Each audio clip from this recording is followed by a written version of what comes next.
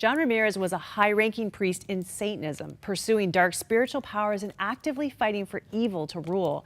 He's since left that life, and he's here today to tell us his story. John, tell me, why did you want to get involved in Satanism? Well, what's attractive about that? Well, I think attracted by Satanism at the age of 8 to age of 35, that was attracted to it was the power, the controlling, the put fear on people. People respect you. You know, it was a superficial thing that was going on in my life for 25 years of witchcraft, Satanism, killing animal, drinking animal blood, astral projecting, witchcraft for hire, putting witchcraft on people, make a lot of money. All this stuff was going on in my life, and I did it because I felt accepted. I felt important in my life for 25 years. And it went through your family, like you actually kind of inherited it. It was the bloodline of my dad, my aunt, going on to, you know, parents and all that other stuff. And then we ended up going to witchcraft church, you know, and it just became a lifestyle. You were born into it, basically. Exactly. I was born into it, and I was baptized in it. At the age of 8 years old, I was baptized into the dark world. And your dad, of course, rejected you and bullied you and abused you, and so verbally. And in a sense, I guess that opened up the door because Satan kind of presented like your dad, like somebody who would accept you. Yes, and the devil came and he camouflaged himself as he loved me, and he will be my dad, and he will provide for me. But you know, the devil can't love you because you made an image of God. And the devil will never love someone that's made an image of God. So, you know, that's 100% clear. Okay, so you are absolutely enjoying your time as a warlock, as you know, as a high priest. You became very powerful. How in the world did you start in a path to find God in Christianity? Well, God found me, because in life we don't find God; He finds us, right? Jesus come look for us. We don't have an idea who Jesus is. Many of us today. So my life was on October night. I was preparing for the witchcraft month, Halloween. And the month of October is witchcraft month, and December is witchcraft month. So I was preparing for witchcraft month to do witchcraft on people and curse people and curse regions and everything. And I many times I challenged Christians, I challenged believers, I challenged church with demonic powers, and I was living a rampant life. I didn't even have a conscience. I didn't have thoughts. I was like I was really the demonic side was engrafted in my life for 25, embedded in my life for 25 years. And one October night, I'm sitting in my bed. I felt, actually a month and a half before that, I heard the voice of God for the first time. He said to me, "Son, I'm coming home." I was watching TV, it was during the daytime. "Son, I'm coming home. What are you going to do with your life?" And I couldn't believe it because I knew the voice of the devil. I knew the voice of demons, principalities, familiar spirits, territory spirits. And the first I heard this voice, I mean, this peace came over, this voice that spoke to me, and I shook it off. I didn't want nothing to do with it. I saw this image in my living room. I saw an image that the sky was on fire. People were trying to run for cover. And actually, if you read the book of Revelation, it speaks about the sky being on fire. I mean, I read that years later. So a month and a half later, I'm in bed. For the first time, I'm feeling oppressed. I'm feeling depression upon me. I'm feeling, you know, I'm feeling like suicidal. And I'm like, what am I going to do? And then I said, well, may I end my life and let my daughter keep the insurance money? You know, I got one daughter, and I said, I leave her the insurance money. But that night, I said, Jesus, or God, whatever they call you, I'm not going to serve you. I'm not signing up for no Christianity. That's not my life. I'm a devil worshiper. I'm gonna die as a devil worshiper. I want nothing to do with the church or Christ or all this Christian stuff.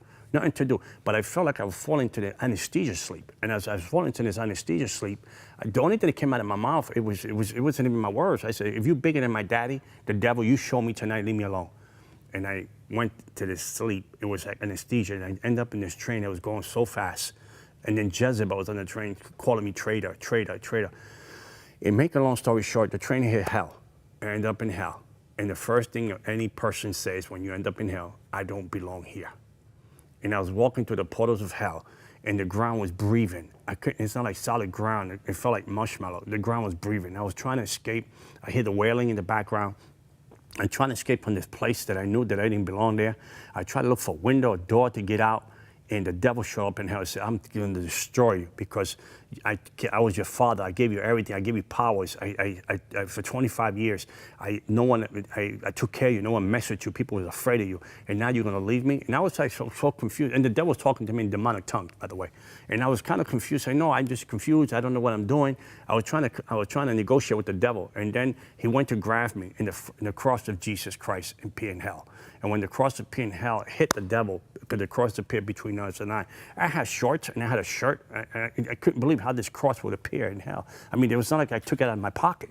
Not even that you call in the name of God, really. I didn't even call the name of God. I didn't even know what the name of Jesus was, or what I could do with it. And the cross appeared in hell. The devil felt like he was hopeless. He felt like nothing. I couldn't believe that the powers of darkness couldn't compete to the cross of Jesus Christ. He felt like someone just slapped him. He fell. And then I ran to the portals of hell. The devil appeared again. And I said, the devil said, I'm going to destroy you. Then I show him these marks I have here. Those are my marks as a devil worshiper. I got marks here as a devil worshiper. I said, I got these marks. I destroy you. He said, that's my contract. I own you. When he went to grab me again, the cross of Jesus Christ and be in hell. And when the devil went to grab him again, the cross dropped him again. My spirit came back into my body like I was in ICU. Like, you know how they put those electrical paddles in your chest? Mm-hmm. It came into my body, and I knew that Jesus Christ loved me. And I turned my life to Jesus Christ that night. And I had $100,000 worth of witchcraft stuff in my house. I threw it all. I had human bones. I had stuff, coffins. I had, you name it. I threw it all away to follow a daddy that I couldn't see. And I traded him for a daddy I can see. And I've been a Christian for 17 years and loving Jesus. And nothing like Jesus. We only have like 30 seconds left, but tell me about a God who is so merciful that he would pursue someone who has declared himself to be an enemy of light, an enemy of God, actively pursuing to destroy Christians and goodness in the world. Who is that God? His name is Jesus Christ. And I tell people, if you try everything and you got the question mark, try the answer. His name is Jesus. I even tell people, try the Pepsi challenge. Try Jesus for 30 days and let me know. Email me, let me know what happens. Because once you try him, you never go back. Your story is in this book, Armed and Dangerous. It is available on our e-store if you want to read a little bit more about it. And John, thank you so much for coming today to share your story. I know we went through it pretty quick, and I know there's a lot more. But if you've been experiencing darkness, if you've been pursuing dark powers, if you've been involved in things that you know are not good for you, hey, we know there's a way out and we can walk you out of that. We have people 24 hours a day, 7 days a week. They are here to pray with you. They are here to help you along your spiritual path. There is nothing, and I want you to hear this, there is nothing that you have done in your life that God cannot forgive. Give us a call. That number is 1-866-273-4444. If you get nothing out of today's story, I want you to know there is hope. We'll be right back.